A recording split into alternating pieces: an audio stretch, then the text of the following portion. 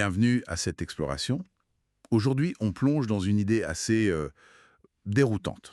Et si l'invisible, je veux dire votre intention, comptait finalement plus que l'action elle-même? C'est ça. On va regarder comment, d'après des textes de Bediüzzaman Said Nursi et un commentaire, l'intention peut, transformer un péché en bonne action, ou l'inverse. Mhm. Et comment un simple changement de regard sur les choses, sur le monde, peut révéler quelque chose de divin dans le plus ordinaire. Oui, c'est une perspective assez radicale en fait. L'idée, c'est que l'intention et le regard, ce ne sont pas juste des états d'esprit passifs. Non. Ce seraient des forces actives, capables de modifier l'essence même de nos actes et de ce qu'on perçoit. Une corvée, par exemple, pourrait devenir une prière. Et une prière. Et une prière, une offense. Tout dépendrait de ce moteur intérieur, de cette intention, quoi. D'accord. Alors, commençons par ça, par l'intention. Le texte dit qu'elle a ce pouvoir incroyable de renverser la valeur morale d'une action. Euh, Concrètement, ça marche comment? C'est vraiment le pivot central. Prenez une action toute simple, neutre. Manger, dormir. Oui, Si l'intention derrière, c'est de garder sa santé, pour mieux servir une cause plus grande ou de reprendre des forces pour prier, par exemple, d'accord. eh bien, cet acte ordinaire, il change de nature. Il s'élève au rang d'acte d'adoration.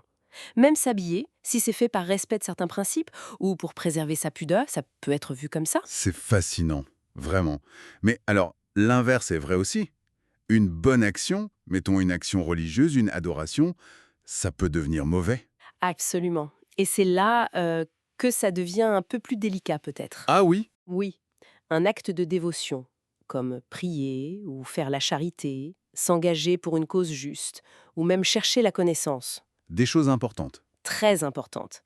Mais si c'est motivé par le désir d'être vu, par l'ostentation, pour que les autres disent «Ah, quelle générosité!» ou «Quel savoir il a!» Pour les apparences. Exactement. Bah là, l'acte perd toute sa valeur spirituelle. Il devient même une faute. L'intention vicie tout à la racine. D'accord. Donc elle est cruciale, même pour des rituels très codifiés comme le jeûne ou certains rites du pèlerinage. Sans l'intention juste, eh bien le geste extérieur est vide de sens. Je vois. Mais alors, est-ce qu'il n'y a pas un risque que l'intention devienne une sorte d'excuse un peu facile? Comment on fait la différence entre une intention pure et une simple justification après coup? C'est une excellente question. Et même, est-ce que l'intention peut aller jusqu'à justifier ce qui est normalement interdit? C'est une question clé.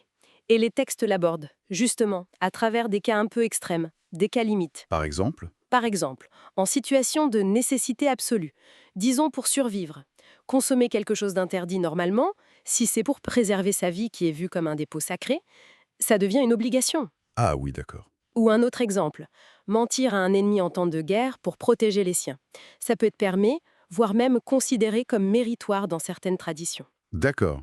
Donc l'intention, si elle est alignée sur un plan supérieur, elle prime sur l'apparence de l'acte. C'est puissant comme idée.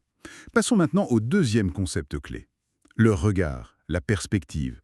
Comment notre façon de voir le monde, elle, peut en changer le sens? Eh bien, c'est un peu comme l'intention. Le regard transforme l'expérience. Vous regardez un papillon. Oui, Si vous le voyez juste comme un insecte, bon, c'est une observation factuelle, limitée. C'est ce que le texte appelle le sens littéral ou nominal. d'accord. Juste l'objet. C'est ça. Mais si votre regard s'attarde sur l'art, la beauté incroyable, s'il y voit un signe d'une intelligence créatrice derrière. Une trace de quelque chose de plus grand. Voilà, c'est le sens indicatif ou symbolique. À ce moment-là, l'observation devient contemplation. Presque une forme de méditation, d'adoration même. Donc, notre rapport au monde matériel, finalement, il dépend entièrement de ce regard qu'on porte sur lui. Exactement. Ce regard peut nous mener soit à l'ignorance, si on s'arrête aux apparences, soit à une forme de connaissance plus profonde, une connaissance divine. Hmm, L'exemple de l'abeille dans les textes est assez parlant.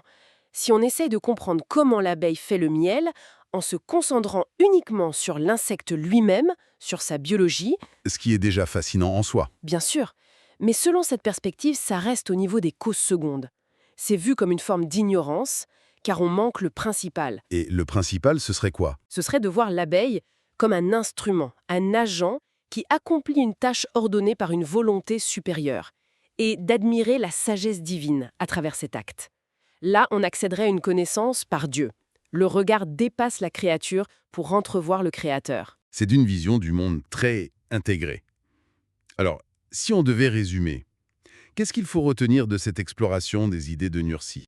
Je dirais que l'essentiel, c'est que l'intention derrière nos actions et le regard qu'on porte sur le monde sont loin, très loin d'être neutres ou anodins. Ce sont des outils. Exactement, des leviers puissants qui façonnent activement notre réalité intérieure, notre vie morale et spirituelle. L'accent est mis sur ce qui ne se voit pas. Le moteur de l'action, l'intention et la lentille de la perception, le regard. C'est ça. Et ça nous laisse avec une question, peut-être pour chacun de nous. Oui, une question assez stimulante. Si notre intention et notre regard ont vraiment ce pouvoir transformateur, comment pourrait-on au quotidien euh, cultiver plus consciemment une intention juste et un regard plus profond? Pour enrichir notre vécu, notre compréhension du monde. Voilà, comment rendre le banal extraordinaire en quelque sorte par la force de notre intériorité?